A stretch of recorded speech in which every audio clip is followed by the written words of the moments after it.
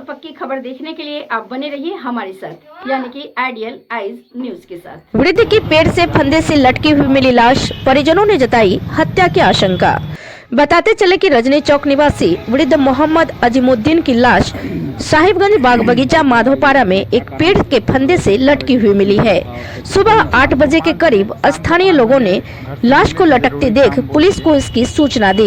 मृतक कल रात से ही गायब था और परिजनों के द्वारा उसकी खोजबीन की जा रही थी। बताते चले कि वृद्ध मोहम्मद अजीमुद्दीन की उम्र लगभग 60 से 70 वर्ष थी और वो पूर्व विधायक प्रत्याशी भी रह चुके हैं। परिजनों का आरोप है कि पारिवारिक आपसी कलह और जमीनी विवाद की वजह से किसी ने उनकी हत्या कर शव को पेड़ से फंदे से लटका दिया है।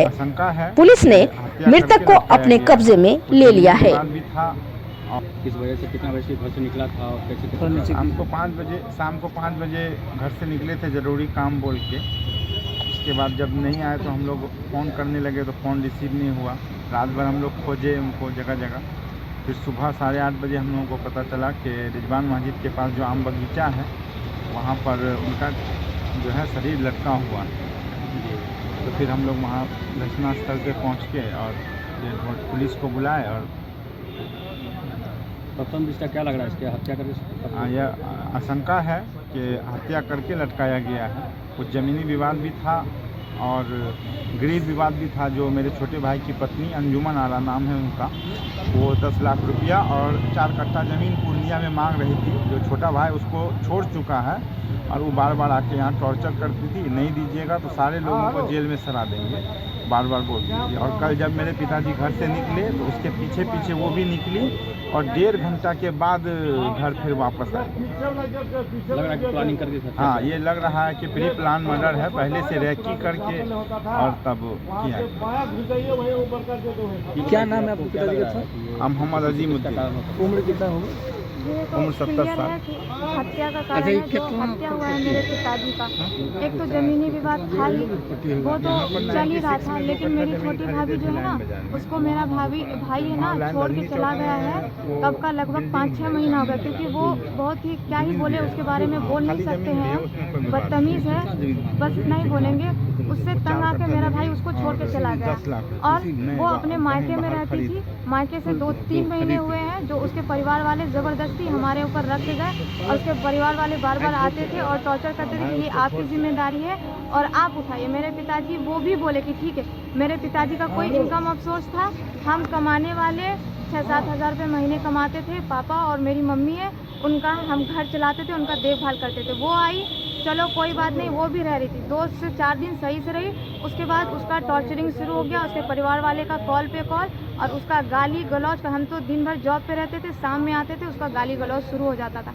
मेरे पापा बहुत ही परेशान हो गए थे और हम भी बहुत परेशान हो गए थे। मायके कहाँ है उनका? जो वीरनगर बिसरिया, बहुत ही फेमस जगह है। वहाँ का लोग नाम ही सुन के बता देगा कि वहाँ का इंसान कैसा है। और उसके बाद हाँ, और उसके बाद हम थाना भी गए थे इस मैटर को लेके कि हमको कुछ नहीं चाहिए, बस उसको बोलिए मेरे घर से चले जाने। मेरे पापा बीमार रहते हैं, वो खड़े होते थे तो चकरा जाते थे, बस उनको रिलैक्स होना है। क्योंकि हम लोग का कोई नहीं था, कोई भाई भी हम लोग के साथ में नहीं रहता था, कोई हम लोग का देखभाल नहीं, हम अकेले घर चलाने वाले। तो थाना में हम दिए, फिर डीएसपी के पास भी गए, वहाँ भी दिए। फिर ये महिला थाना में जाके मेरे पिताजी का, मेरी दीदी का बेटा, मेरी मम्मी के नाम जो है ना वहाँ पिटीशन दे दी। हम लोग को थाना से कॉल आया, थाना गए, महिला थाना सिर्फ उसका सुन रही थी जस्ट बिकॉज वो सिर्फ एक बहू है तो सिर्फ बहू को सुना गया। क्योंकि बहू अगर 100% गलत है तो भी बहू का ही सुना गया। हम महिला थाना के खिलाफ भी बोलेंगे एक्शन लेने के लिए।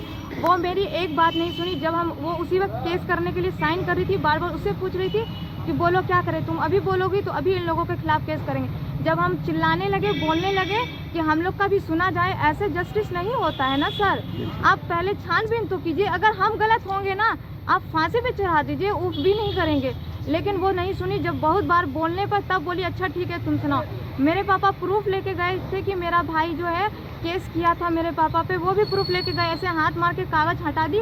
क्या बोली ये सब का जरूरत नहीं है। हम बोले छानबीन कीजिए आप, तो क्या बोलती है कि हमारे पास छानबीन का उतना फालतू फुर्सत नहीं ना है जो छानबीन करेंगे। तुमको जो बोलना है जल्दी जल्दी बोलो, मेरे को इमरजेंसी में जाना है, बस इतना बोली। फिर उसको बुलाई, उसको क्या बोली ठीक है तुम आपस में बात कर लो, 4 दिन का टाइम ले लो।